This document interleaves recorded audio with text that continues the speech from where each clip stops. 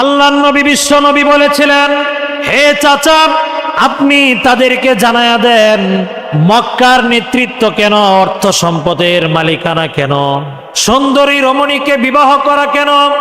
মক্কার কাফের মুশরিকরা আমার এক হাতে যদি চাঁদ এনে দেয়, অপর হাতে যদি সূর্য এনে দেয়, এরপরও আমি রাসূল তাওহীদ একত্ববাদের যেই মিশন নিয়ে আমি মাঠে নেমেছি, আমি রাসূল এক মুহূর্তের জন্য আমি এই কালিমার দাওয়াত থেকে পিছপা হব না।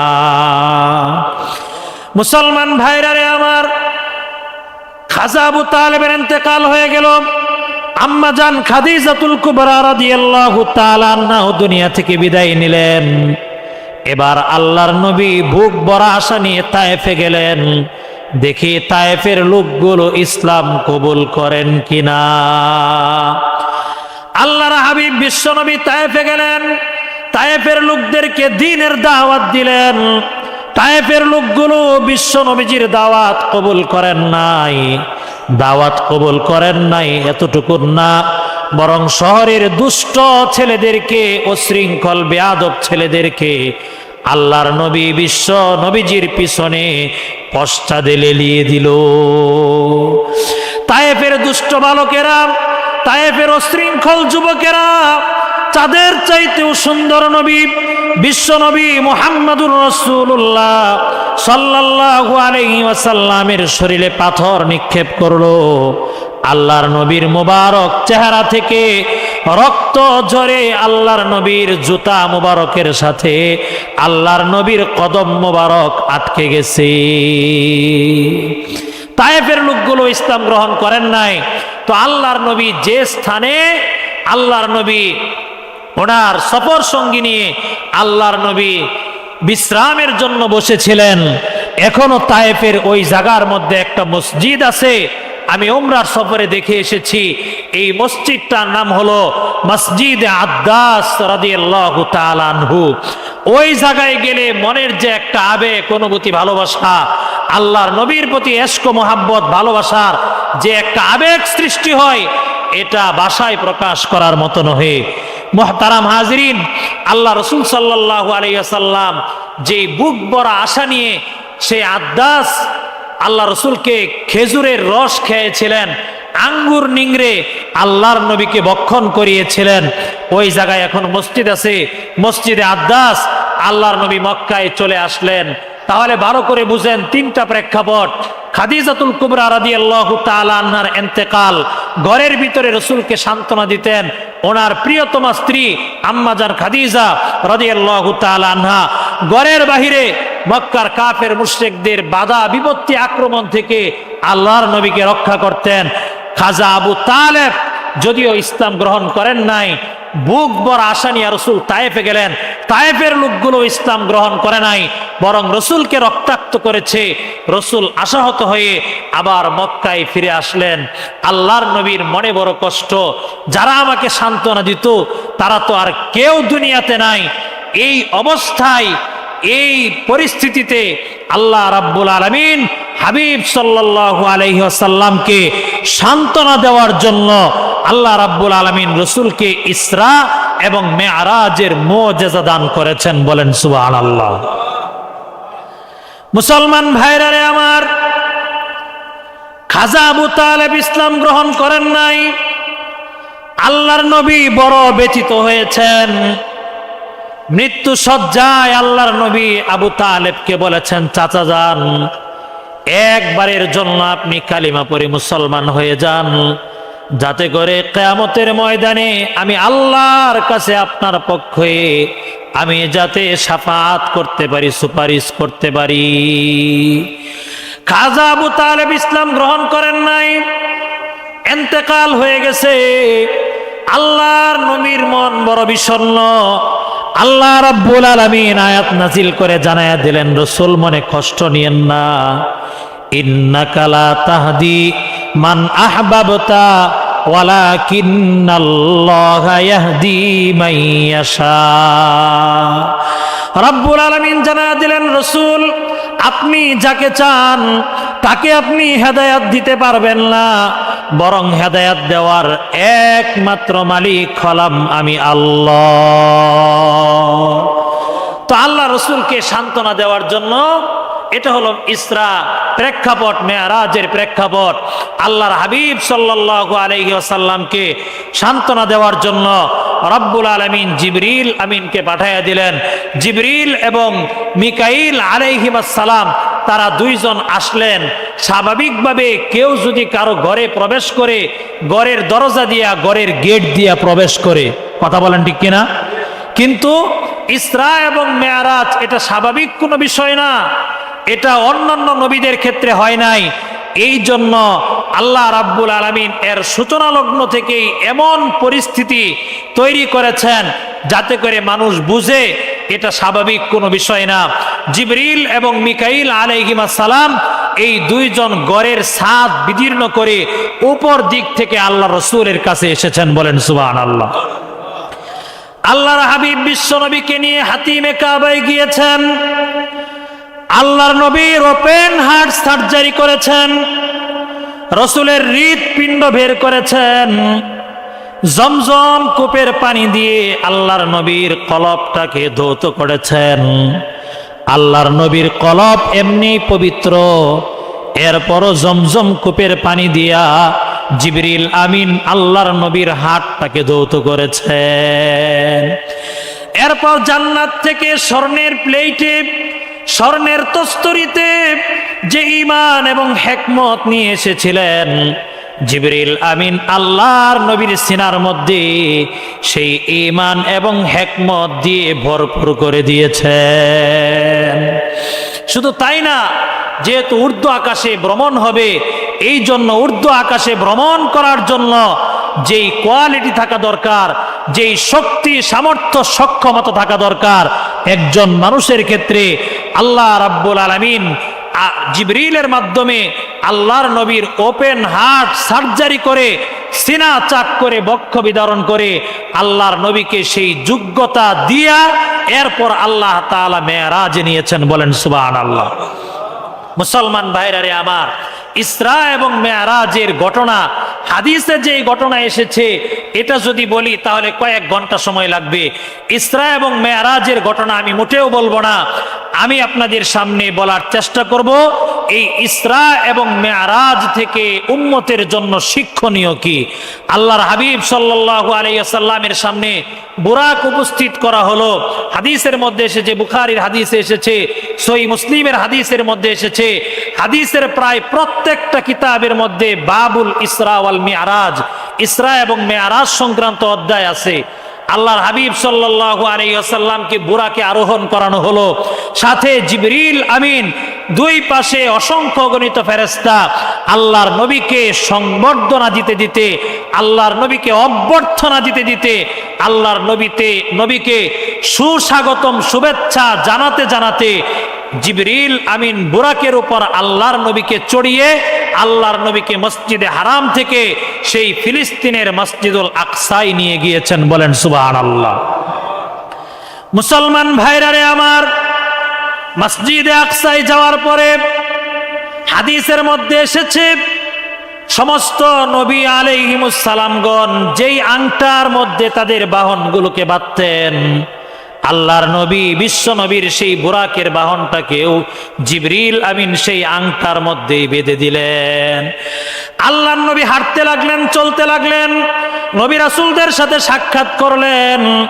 এমনকি কোন রিওয়ায়াতের মধ্যে এসেছে সমস্ত নবী এবং রাসূল মুসল্লি হয়েছেন, আর আমার হাবিব সাল্লাল্লাহু আলাইহি ওয়াসাল্লামের ইমামতিতে মসজিদুল আকসার মধ্যে নবীগণ সালাত আদায় করেছেন। এর থেকেই আল্লাহর নবীর নাম হলো ইমামুল মুরসালিন। আমার আপনার নবী সমস্ত নবীদের ইমাম, জোরে কোন সুবহানাল্লাহ। কোন নবীকে আল্লাহ তাআলা এই গুণ দেন নাই, কোন নবী অন্যান্য নবীর ইমামতি করেন নাই, কিন্তু আল্লাহ তাআলা ঊর্ধ্ব আকাশে রসুলকে নিয়ে যাবেন।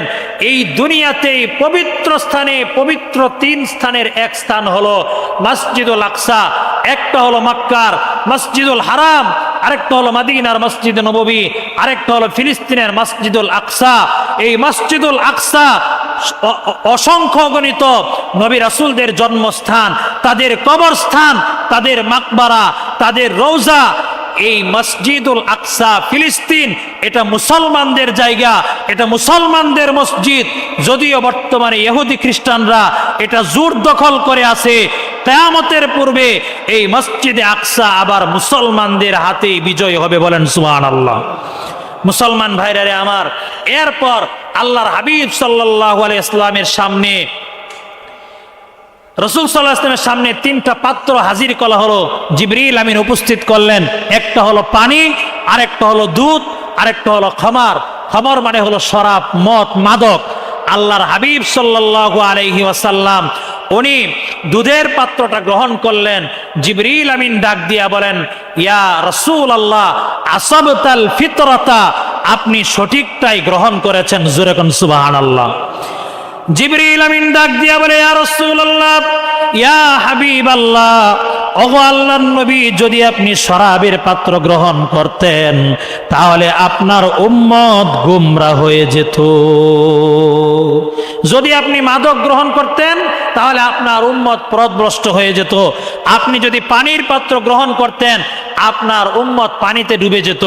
মুহতারাম হাজিরিন, এরপর এই মসজিদে হারাম থেকে এতক্ষণ যা বললাম মসজিদে আকসা পর্যন্ত, এটাকে বলা হয় ইসরা। কোরআনের ভাষায় এটাকে কি বলে ভাই? ইসরা। আরেকটু জোরে বলেন, এটাকে কি বলে? ইসরা। এর বিবরণ আল্লাহ রাব্বুল আলামিন কোরআনে হাকিমের হাফিজ কোরআনের 15তম পারা প্রথম পৃষ্ঠা সূরা বানী ইসরাইলের প্রথম আয়াতে আল্লাহ রাব্বুল আলামিন এই কথা বলেছেন। রাব্বুল আলামিন বলেন, সুবহানাল্লাযী আসরা বিআবদিহি লাইলাম মিনাল মাসজিদিল হারামি ইলাল মাসজিদিল আকসা। রাব্বুল আলামিন বলেন, পবিত্র সেই সত্তা যিনি তার বান্দাকে রাত্রের অল্প সময়ে, এখানে লাইলান শব্দ এসেছে আরবি ব্যাকরণে। লাইলান এটা নাকেরা শব্দ, অনির্দিষ্ট শব্দ। এটা গোটা রাত্রের সময় বোঝায় না, এটা রাত্রের ক্ষণিক সময় বোঝায়, অল্প সময় বোঝায়। রাব্বুল আলামিন বলেন, আমি সেই পবিত্র সত্তা, আমি আমার বান্দা মুহাম্মদুর রাসূলুল্লাহ সাল্লাল্লাহু আলাইহি ওয়াসাল্লামকে রাত্রের অল্প সময়ে মক্কাতুল মুকাররমার মসজিদে হারাম থেকে ফিলিস্তিনের মসজিদুল আকসা পর্যন্ত আমি আল্লাহ আমার বান্দাকে ভ্রমণ করিয়েছি। আল্লাহ বলেন, আমি নিজে ভ্রমণ করাইছি আমার বান্দা মুহাম্মদুর রাসূলুল্লাহ সাল্লাল্লাহু আলাইহি ওয়াসাল্লামকে। কেন করিয়েছেন? আল্লাহ রাব্বুল আলামিন বলেন, লিনুরিয়াহু মিন আয়াতিনা, আমি আল্লাহ এই জন্য ভ্রমণ করিয়েছি যাতে করে আমি আমার বান্দাকে আমার কুদরতের নিদর্শনাবলী আমি দেখাতে পারি। আল্লাহ রাব্বুল আলামিন রাসূলকে তার কুদরতের নিদর্শন দেখানোর জন্য এই ইসরা করিয়েছেন। এই বাইতুল মুকাদ্দাস পর্যন্ত এই ভ্রমণ হলো ইসরা। এরপর বাইতুল মুকাদ্দাস থেকে নিয়ে প্রথম আসমান, দ্বিতীয় আসমান, তৃতীয়, চতুর্থ, পঞ্চম, ষষ্ঠ, সপ্তম আসমান, এরপর সিদরাতুল মুনতাহা, এরপর নীরব নিস্তব্ধ এলাকা পাড়ি দিয়ে আরশে আজিম পর্যন্ত ভ্রমণ, জান্নাত জাহান্নাম দর্শন, আল্লাহ রাব্বুল আলামিনের সাথে কথোপকথন, আবার হাদিয়া নিয়ে ফিরে আসা, ওইটা হলো মেরাজ। জোরে কোন সুবহানাল্লাহ। মুহতারাম হাজিরিন, আল্লাহর হাবিব সাল্লাল্লাহু আলাইহি সাল্লামকে এতটুকু এই মসজিদে হারাম থেকে বাইতুল মুকাদ্দাস পর্যন্ত বা বাইতুল মাকদিস পর্যন্ত, দুইটাই বলা যায়। বাইতুল মুকাদ্দাস এটাও সঠিক, বাইতুল মাকদিস এটাও সঠিক। এই পর্যন্ত হলো ইসরা, এটা বুরাকের মাধ্যমে করিয়েছেন। আর মসজিদুল আকসা থেকে আসমানের ভ্রমণ, সপ্তম আসমান পর্যন্ত, সিদরাতুল মুনতাহা পর্যন্ত, ওই ভ্রমণ আল্লাহ তাআলা রাসূলকে করিয়েছেন কুদরতি লিফটের মাধ্যমে। বলেন সুবহানাল্লাহ।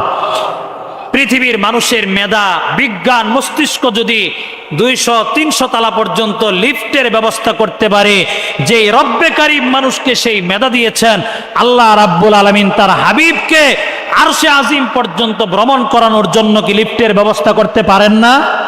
মুহতারাম হাজরিন, আজ থেকে 1500 বছর পূর্বে এই ইসরা এবং মেরাজের হাদিসগুলো মানুষের কাছে বললে মানুষ মনে করতো এগুলো কিছু কাল্পনিক হতে পারে, কিন্তু আধুনিক বিজ্ঞানের উৎকর্ষ যত সাধিত হচ্ছে ততই মানুষের কাছে ঊর্ধ্ব আকাশ ভ্রমণ এটা মানুষের কাছে নিশ্চিত বলে বিশ্বাস হচ্ছে। কথা বলেন ঠিক কিনা?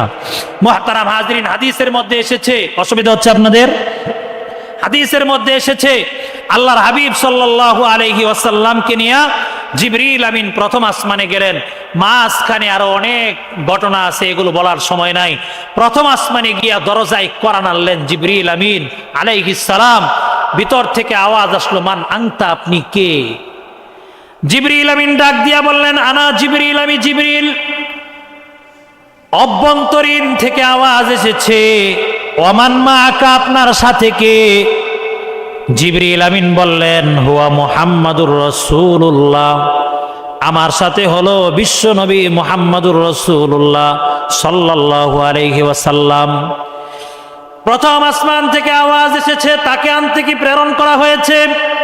জিবরিল আমিন বললেন, হ্যাঁ, বিশ্ব নবীকে আনার জন্য আমাকে প্রেরণ করা হয়েছে। প্রথম আসমানের দরজা উন্মুক্ত করে দেওয়া হলো, ওপেন করে দেওয়া হলো। জিবরিল আমিন প্রথম আসমানে গেলেন, বিশ্ব নবীকে সাথে নিয়ে প্রথম আসমানে পয়গম্বর আদম আলাইহিস সালামকে দেখতে পেলেন। আদম আলাইহিস সালামের ডান পাশে কিছু মানুষের আকৃতি, বাম পাশে কিছু মানুষের আকৃতি। আদম আলাইহিস সালাম যখন ডান দিকে তাকান, উনি হেসে দেন, উনি খুশি হন, আনন্দিত হন, উৎফুল্ল হন। আর যখন বাম দিকে তাকান, উনি ব্যথিত হন। আল্লাহর নবী বলেন, জিবরিল, এরা কারা, এরা কারা? জিবরিল আমিন বলেন, আদম আলাইহিস সালামের ডান পাশে যারা আছে, যাদের ব্যাপারে কোরআনে এসেছে, ওয়া আসহাবুল ইয়ামিনি মা আসহাবুল ইয়ামিন, এরা হলো জান্নাতি। আর বাম পাশে যারা আছে, সূরা ওয়াকিয়াতে তাদের বিবরণ এসেছে, ওয়া আসহাবুশ শিমালি মা আসহাবুশ শিমাল, এরা হলো জাহান্নামী। এই জন্য বাবা আদম যখন জান্নাতি সন্তানদেরকে দেখেন উনি আনন্দিত হন, আর যখন জাহান্নামী সন্তানদেরকে দেখেন তখন উনি মনে মনে ব্যথিত হন। এরপর আদম আলাইহিস সালাম বিশ্বনবীকে অভিনন্দন জানাইলেন, মারহাবান, রসুলকে সুস্বাগতম জানাইলেন। দ্বিতীয় আসমানে গেলেন। দ্বিতীয় আসমানে গিয়ে ঈসা আলাইহিস সালাম এবং ইয়াহইয়া আলাইহিমাস সালাম, এই দুই খালাতো ভাই, দুই পয়গম্বরের সাথে রসুলের সাক্ষাৎ হলো। তাদের সাথে পরিচয় পর্ব শেষ হওয়ার পরে তৃতীয় আসমানে গেলেন। তৃতীয় আসমানে যাওয়ার পরে ইউসুফ আলাইহিস সালামের সাথে সাক্ষাৎ হয়েছে। আল্লাহ নবী বলেন, ইউসুফ নবীকে আল্লাহ তাআলা গোটা সৌন্দর্যের অর্ধেক দান করেছেন। বলেন সুবহানাল্লাহ। এখন প্রশ্ন আসতে পারে, তাহলে আমার নবীকে কি দিয়েছেন? আরে ভাই, ইউসুফ আলাইহিস সালামের সৌন্দর্য দেখে মিশরের রমণীরা তাদের হাত কেটেছিল, আঙ্গুল কেটেছিল। আর বিশ্ব নবীর নুরানি চেহারা দেখে মক্কার যুবকেরা আঙ্গুল কাটে নাই, তাদের গলা কাটার জন্য প্রস্তুত হয়ে গেছে। বলেন সুবহানাল্লাহ। আল্লাহ নবীর জন্য আল্লাহ নবীর সামনে অকাতরে জীবন বিলিয়ে দিয়েছেন, নির্ঘাত জেনেছেন জিহাদের ময়দানে গেলে 313 জন নিরস্ত্র, অপর দিকে বদর যুদ্ধে 1000 সশস্ত্র, জানার পরেও আল্লাহর নবীর মহাব্বতে, রসুলের ভালোবাসায় মক্কার যুবকেরা তাদের গর্দান তরবারির সামনে তুলে ধরেছে। বলেন সুবহানাল্লাহ। এরপর রসুল চতুর্থ আসমানে গেলেন। চতুর্থ আসমানে ইদ্রিস আলাইহিস সালামের সাথে সাক্ষাৎ করলেন। পঞ্চম আসমানে গেলেন। পঞ্চম আসমানে হারুন আলাইহিস সালামের সাথে সাক্ষাৎ করলেন। ষষ্ঠ আসমানে গেলেন। ষষ্ঠ আসমানে মূসা আলাইহিস সালামের সাথে সাক্ষাৎ করলেন। সপ্তম আসমানে গেলেন। মূসা আলাইহিস সালাম ষষ্ঠ আসমানে মুহাম্মদুর রাসূলুল্লাহ সাল্লাল্লাহু আলাইহি ওয়াসাল্লামের পরিচয় জানার পরে উনি কাঁদতে লাগলেন। আল্লাহর নবী বিশ্ব নবী ডাক দিয়া বলেন, পয়গম্বর মূসা, আমার ভাই, আপনি কাঁদেন কেন? মূসা আলাইহিস সালাম ডাক দিয়া বলে, আপনি তো নওজোয়ান যুবক, দুনিয়াতে আমার অনেক পরে আপনি গিয়েছেন, পরে দুনিয়াতে গিয়েছেন, কিন্তু আমি এজন্য ক্রন্দন করছি, কিয়ামতের ময়দানে আমার উম্মতের চাইতে আপনার উম্মত অধিক হারে জান্নাতি হবে। আর একটু জোরে কর না সুবহানাল্লাহ। মূসা আলাইহিস সালাম আফসোস করতেছেন, আপনি তো আমার পরে দুনিয়াতে গেছেন, কিন্তু আপনার উম্মত তো জান্নাতে যাওয়ার ক্ষেত্রে আমার উম্মতের চাইতে অগ্রগামী হবে, বলেন সুবহানাল্লাহ। এরপর আল্লাহর নবী সপ্তম আসমানে গেলেন। সপ্তম আসমানে জাতির পিতা খলিলুল্লাহ ইব্রাহিম আলাইহিস সালামের সাথে সাক্ষাৎ করলেন। পয়গম্বর ইব্রাহিম আলাইহিস সালাম বাইতুল মামুরে হেলান দিয়ে বসে রয়েছেন। দুনিয়াতে যেই জায়গার মধ্যে বাইতুল্লাহ আছে, হাজি সাহেবরা উমরা পালনকারীরা তওয়াফ করে হজ এবং উমরার মধ্যে সুজা বরাবর সপ্তম আসমানের উপরে আরেকটা কিবলা আছে। দুনিয়ার কিবলা হলো আমার আপনার জন্য, মাখলুকের জন্য, আর বাইতুল মামুর হলো আল্লাহর তৈরি নূরের ফেরেশতাদের কিবলা। হাদিসের মধ্যে এসেছে ওয়া ইযা হুয়া বাইতুন ইয়াদখুলুহু কুল্লা ইয়াউমিন ৭০ আলফা মালাকিন লা ইয়াউদুনা ইলাইহি। আল্লাহর নবী বলেন, বাইতুল মামুরে দৈনিক এমন ৭০,০০০ ফেরেশতা তওয়াফ করে, যেই ৭০,০০০ ফেরেশতা কিয়ামতের পূর্বে দ্বিতীয়বার তওয়াফ করার সুযোগ পাবে না। আল্লাহ রাসূল দেখলেন খলিলুল্লাহ ইব্রাহিম আলাইহিস সালাম বাইতুল মামুরে হেলান দিয়ে বসে আছেন। ইব্রাহিম আলাইহিস সালামের সাথে সাক্ষাৎ পর্ব শেষ করার পরে আল্লাহর নবী সিদরাতুল মুনতাহায় গেলেন। সিদরাতুল মুনতাহা হলো ট্রানজিটের জায়গা। ট্রানজিট মানে দুনিয়া থেকে যা উপরে যায় ওই জায়গায় গিয়া ট্রানজিট হয়। আবার আরশে আজিম থেকে দুনিয়াতে আমার আপনার জন্য যা কিছু আসে সেই সিদরাতুল মুনতাহা ট্রানজিট হয়, ওই জায়গা থেকে নিচে আসে, আর ওই জায়গা থেকে আরশে আজিমে যায়, বলেন না সুবহানাল্লাহ। এই সিদরাতুল মুনতাহায় যাওয়ার পরে জিবরিল আমিন বিশ্ব নবীকে ডাক দিয়া বলেন, ইয়া রাসূলুল্লাহ, ইয়া হাবিবাল্লাহ, ওগো আল্লাহর নবী, উপরে যাওয়ার আর পারমিশন আমার জিবরাইলের নাই। জোরে কন্না সুবহানাল্লাহ। যে উপরে যাওয়ার পারমিশন জিবরিলের মতো ফেরেশতার নাই, ওই উপরে আল্লাহর নবীর সম্মানে আল্লাহ তাআলা রাসূলকে আরশে আজিমে ডেকে নিয়েছেন। জিবরিল আমিন ডাক দিয়া বলে, ইয়া রাসূলুল্লাহ, উপরে যাওয়ার অনুমতি নাই। সিদরাতুল মুনতাহা থেকে আমি জিবরিল যদি এক চুল পরিমাণ উপরে যাওয়ার চেষ্টা করি, তাহলে আমার যে ৬০০ নূরের ডানা আছে, নূরের ডানা আছে, মহান আল্লাহ রাব্বুল আলামিনের নূরের তাজাল্লিতে আমার এই ডানাগুলো জ্বলে পড়ে ছারখার হয়ে যাবে। মুসলমান ভাইরা রে আমার, এরপর আল্লাহ রাসূল কি দিয়া গেলেন? আজকে যেহেতু একটা বিশেষ আলোচনা, একটু ৫ মিনিট সময় বেশি যাবে, অসুবিধা আছে আপনাদের? এরপর আল্লাহর হাবিব সাল্লাল্লাহু আলাইহি ওয়াসাল্লামের জন্য আল্লাহ রাব্বুল আলামিন জান্নাতি সিংহাসন রফরফ পাঠায়া দিবেন, বলেন সুবহানাল্লাহ। কোরআনে এসেছে মুত্তাকিইনা আলা রফরফিন খুদরি ওয়া আবকারিন হিসান, বলেন আল্লাহু আকবার। মুসলমান ভাইরা রে আমার, আল্লাহর নবী রফরফে আরোহণ করলেন। রফরফ জান্নাতি সিংহাসন বিশ্ব নবীকে নিয়ে উর্দু আকাশে ভ্রমণ শুরু করলেন। সিদরাতুল মুনতাহা থেকে উপরে নীরব নিস্তব্ধ এলাকা, কোথাও কোনো সারা শব্দ নাই, কোনো আওয়াজ নাই। আল্লাহর নবী একটু ভয় পেয়ে গেলেন, যেহেতু রাসূলের সাথে আর কোনো সফর সঙ্গী নাই। এতক্ষণ তো জিবরিল ছিলেন, অন্যান্য ফেরেশতারা ছিলেন, কিন্তু সিদরাতুল মুনতাহার উপরে কোনো সফর সঙ্গী নাই, রাসূল একাকী। নীরব নির্জন এলাকা, বিশাল বিশাল এলাকা রাসূল অতিক্রম করছেন। হঠাৎ করে আল্লাহর নবীর অন্তরে একটু ভীতি সঞ্চার হয়ে গেল। আল্লাহর নবী ভয় পেয়ে গেলেন। এই অবস্থায় আল্লাহ রাব্বুল আলামিন গায়েব থেকে আওয়াজ দিলেন, মুহাম্মদ নবী আমার, আপনি ভয় পায়েন না, আপনি টেনশন কইরেন না, আপনি মহান আল্লাহ রাব্বুল আলামিনের আরশে আজিমের সামনে রয়েছেন। মুসলমান ভাইরা রে আমার, এরপরে আল্লাহ রাব্বুল আলামিন ওহী নাজিল করলেন, নবী আপনি আমার দরবারে এসেছেন, আমার আরশে আজিমে এসেছেন, আপনি আমার জন্য যা হাদিয়া পেশ করার আপনি হাদিয়া পেশ করেন। আল্লাহর নবী চিন্তিত হয়ে গেলেন। আল্লাহ তাআলা তো কোরআনে বলেছেন, ওয়াল্লাহুল গনি ওয়া আনতুমুল ফুকারা, একমাত্র ধনী হলো আল্লাহ, আর পৃথিবীর সব মাখলুক হলো ফকির। আল্লাহ বলেছেন সবাই ফকির, কোটিপতিও আমার দরবারে ফকির, একমাত্র ধনী হলাম আমি আল্লাহ। তো রসুল একটু টেনশনে পড়ে গেলেন, আমি তো ফকির, আল্লাহ তো ধনী, তো আল্লাহর দরবারে আরশে আজিমে আমি আল্লাহর কাছে কি হাদিয়া পেশ করব। সাথে সাথে আল্লাহ তাআলা রসুলের চিন্তায় দিয়া দিলেন। রসুল ওনার মুবারক জবান দিয়া আল্লাহর দরবারে তাশাহুদের হাদিয়া পাঠ শুরু করলেন। বলেন সুবহানাল্লাহ। আল্লাহর নবী পড়তে লাগলেন, আত্তাহিয়াতু লিল্লাহি ওয়াস সালাওয়াতু ওয়াত তাইয়্যিবাত।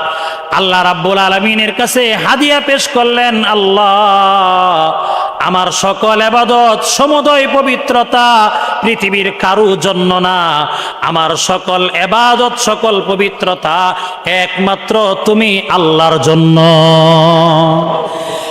হাবিব সাল্লাল্লাহু আলাইহি ওয়াসাল্লামের জবানে আল্লাহ রাব্বুল আলামিন তার প্রশংসার বাণী শুনে এবার আল্লাহ রাব্বুল আলামিন বললেন, আসসালামু আলাইকা আইয়ুহান নাবিয়্যু ওয়া রাহমাতুল্লাহি ওয়া বারাকাতুহু। হাবিব আপনি আমার দরবারে আমার প্রশংসাপত্র পাঠ করেছেন, এবার আমি আল্লাহ শান্তি সালাম রহমত বরকতের ফয়সালা আমি আপনার জন্য ওয়াজিব করে দিলাম। মুসলমান ভাইরা রে আমার, আপনি কেমন নবীর উম্মত বুঝতে পারেন নাই?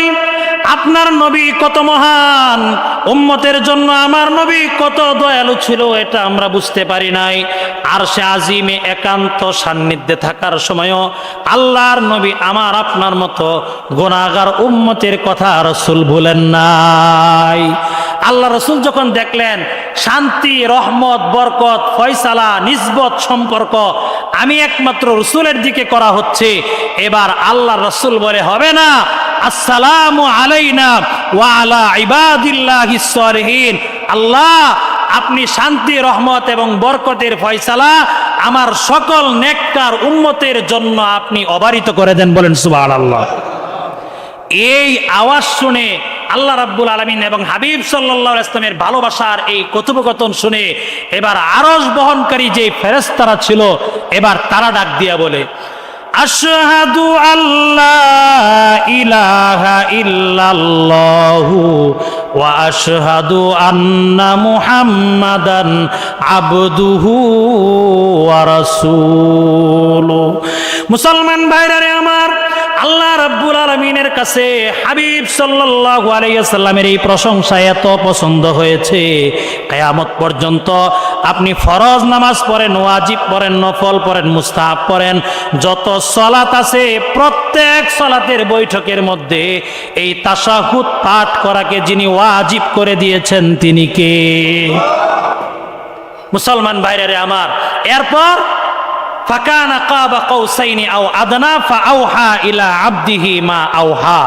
যতটুকু নিকটে যাওয়ার আল্লাহর শান অনুযায়ী হাবিব সাল্লাল্লাহু আলাইহি ওয়াসাল্লাম আল্লাহ তাআলার ততটুকু নিকটে গিয়েছেন। বলেন সুবহানাল্লাহ। এর চাইতে বেশি ব্যাখ্যা করার কোনো অপশন নাই, কোনো সুযোগ নাই। আল্লাহ অথবা তার রাসূলের শানের খেলাফ হবে। মুহতারাম হাজিরিন, শুধু তাই না, ফাআওহা ইলা আবদিহি মা আওহা। আল্লাহ রাব্বুল আলামিন তার বান্দাকে যে ওহী দেওয়ার সব ওহী দিলেন, সব নির্দেশ দিলেন। কি দিয়েছেন? তিনটা জিনিস দিয়েছেন। ভাই কয়টা? তিনটা। এক নাম্বার হলো দৈনিক 50 ওয়াক্ত নামাজ। কয় ওয়াক্ত নামাজ? 50 ওয়াক্ত নামাজ। 2 নাম্বার সূরা বাকারার শেষ 2টি আয়াত। আর 3 নাম্বার হলো মুশরিক ব্যতীত আল্লাহর নবীর শাফাতের মাধ্যমে ইমানদারদের ক্ষমার ঘোষণা। মুসলমান ভাইরা রে আমার, 50 ওয়াক্ত সালাত নিয়ে আল্লাহর নবী আবার ব্যাক করতেছেন, ষষ্ঠ আসমানে চলে এসেছেন। মুসা আলাইহিস সালাম ডাক দিয়া বললেন, হে নবী, আল্লাহ তাআলা আপনাকে কি হাদিয়া দিয়েছেন, আপনার উম্মতকে কি দিয়েছেন? আল্লাহর নবী বলেন, দৈনিক 50 ওয়াক্ত নামাজ। মুসা আলাইহিস সালাম বললেন, ইন্নী কদ বালাউতু বানি ইসরাঈল, আমি বনি ইসরাঈল দিয়া পরীক্ষিত হয়েছি। ফা ইন্না উম্মাতাকা লা তুতিকু যালিকা, আপনার উম্মত দৈনিক 50 ওয়াক্ত সালাত আদায় করতে পারবে না। মুসা আলাইহিস সালাম বলেন, আপনার উম্মত দৈনিক 50 ওয়াক্ত আদায় করতে পারবে না। তো রাসূল বললেন, কি করব?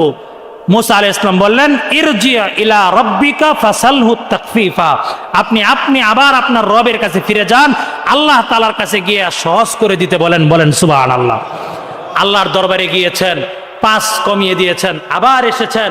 মুসা আলাইহিস সালাম বলেন ইরজিয়া ইলা রাব্বিক ফাসালহু তাকফিফ, আবার গিয়েছেন, আবার এসেছেন, আবার বলেছেন ইরজিয়া ইলা রাব্বিকা ফাসালহু তাকফিফা। এইভাবে 9 বার গিয়েছেন। কয়বার? 9 বার। প্রত্যেকবার 5 করে কমিয়ে দিয়েছেন। 50 ওয়াক্ত থেকে হয়ে গেছে 5 ওয়াক্ত। কয় ওয়াক্ত ভাই? 5 ওয়াক্ত।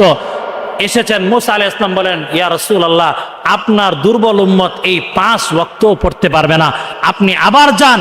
আল্লাহর নবী বলেন ইন্নী কদ ইস্তাহইয়াইতু, আমি তো বারবার যেতে যেতে লজ্জা বোধ করছি। বলেন না সুবহানাল্লাহ। মুসলমান ভাইরা রে আমার, আল্লাহর নবী চলে আসতেছেন। গায়েব থেকে আল্লাহ রাব্বুল আলামিন আওয়াজ দিয়েছেন মা ইউবাদদালুল কাউলু লাদাইয়া ওয়া মা আনা বিযাল্লামিল লিল আবিদ। আমি আল্লাহর আদেশ পরিবর্তন হয় না, সংযোজন হয় না, বিয়োজন হয় না। আমি আল্লাহ যা ফরজ করেছিলাম 50 ওয়াক্ত আছে, তবে আপনার উম্মত 5 ওয়াক্ত আদায় করবে। বিনিময়ে আমি আল্লাহ আপনার উম্মতকে 50 ওয়াক্ত সালাতের সওয়াব দান করব। এরপর সূরা বাকারার শেষ 2টি আয়াত, এটা ইনশাআল্লাহ আমি নামাজের প্রথম রাকাতে তেলাওয়াত করব। 3 নাম্বার হাদিয়া আমাদের জন্য, মুশরিক ব্যতীত সকল ইমানদারদেরকে রাসূলের শাফাআতে ক্ষমা প্রাপ্তির ঘোষণা। বলেন না সুবহানাল্লাহ। এই জন্য আমি সব সময় বলি, আপনাদেরকেও বলি, আমার ওয়াজ মাহফিলগুলোতেও আমি বলি, আমল যতটুকুই করেন শিরিক করবেন না। কি করবেন না ভাই? শিরিক করবেন না। এটা দুনিয়াতে সবচেয়ে জঘন্য অপরাধ। আল্লাহ সব সহ্য করেন, বান্দার শিরিক সহ্য করেন না। এ প্রিয় ভাইরা আমার, আপনার সন্তান যদি আপনাকে বাবা ডাকে, সাথে আরেকজনকে বাবা ডাকে, পৃথিবীর কোনো বাবাকে এটা সহ্য করবে? করবে না। মুহতারাম হাজরিন, ঠিক তেমনি ভাবে রাব্বুল আলামিন আমাকে আপনাকে সৃষ্টি করেছেন।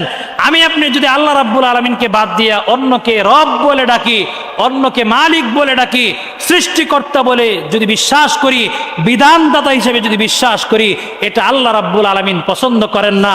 সন্তান যদি বাবার কাছে চাই, এটা আল্লাহ রাব্বুল আলামিন পছন্দ করেন না। হায়াত, মৌত, রিজিক, দৌলত, সম্পদ যা কিছু আছে, বান্দাকে যিনি দান করেন তিনি কে? মুহতারাম হাজরিন, এই হলো মেয়ারাজ থেকে শিক্ষা। আল্লাহর নবী চলে এসেছেন, রসুল বিষণ্ণ মনে ফজরের পরে বসে আছেন। বদমাশ আবু জাহেল এসেছে, আয়েশা বলে হালকানা মিন শাইইন, হে মুহাম্মদ আজকেও কি কোনো ঘটনা আছে? আল্লাহর নবী বলেন হ্যাঁ আছে। বলে কি ঘটনা? বলে ইন্নী উসরিয়া বিল লাইলাতা মিনাল মসজিদিল হারাম ইলাল মসজিদিল আকসা, আজকের রাতে আল্লাহ তাআলা আমাকে মসজিদে হারাম থেকে মসজিদে আকসা পর্যন্ত ভ্রমণ করাইছেন। বলেন সুবহানাল্লাহ।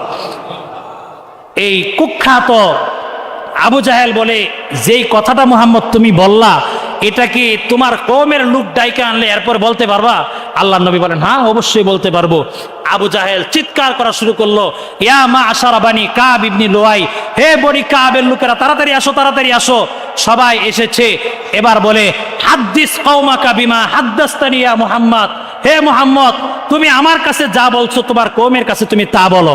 এই কথা বলার পরে মুহাম্মদ সাল্লাল্লাহু আলাইহি ওয়াসাল্লাম যা বলেছেন, মেরাজে যা হয়েছে, ইসরাই যা হয়েছে, সব বলেছেন।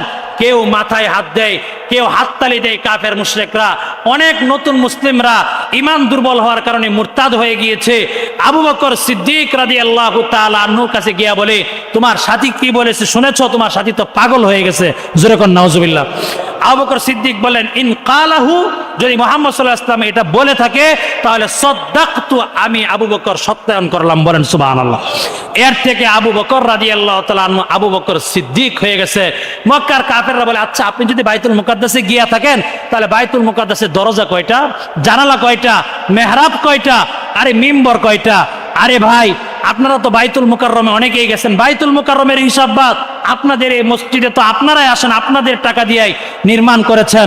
না তাকায় বলেন তো এই মসজিদে কয়টা জানালা আছে? বলতে পারবেন না। প্রিয় ভাইরা আমার, তো আল্লাহ রসুলকে বলে বাইতুল মুকাদ্দাসের জানালা কয়টা, দরজা কয়টা? আল্লাহ রাব্বুল আলামিন তখন রসুলের জন্য আরেকটা মুআজিজা প্রকাশ করলেন। বলেন সুবহানাল্লাহ। হাদিসের মধ্যে আসছে, ফাজালাল্লাহু লি বাইতাল মাকদিসি ফাতাফিকতু উখবিরুহুম আন আয়াতিহি ওয়া আনা আনজুর ইলাই। আল্লাহ তাআলা আমার সামনে বাইতুল মুকাদ্দাসকে এইভাবে ওপেন করলেন, তুলে ধরলেন, আমি রাসূল বাইতুল মুকাদ্দাস দেখে দেখে এর নিদর্শনগুলো বলতে লাগলাম। বলেন সুবহানাল্লাহ। প্রিয় ভাইরা আমার, দীর্ঘ সময় চলে গেছে। এই মেয়ারাজ এবং ইসরার ঘটনা থেকে আমাদের প্রথম শিক্ষণীয় হলো, এই দুনিয়াতে আমরা যাই করি আমরা নামাজ ছাড়বো না। কি ছাড়বো না ভাই? নামাজ ছাড়বো না।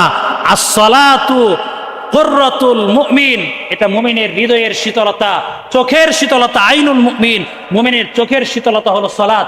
এই জন্য সালাত ছাড়া যাবে না।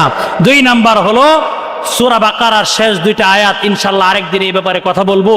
এর আরেকটা হলো মুশরিক ব্যতীত রব্বুল আলামিন যদি চান সবাই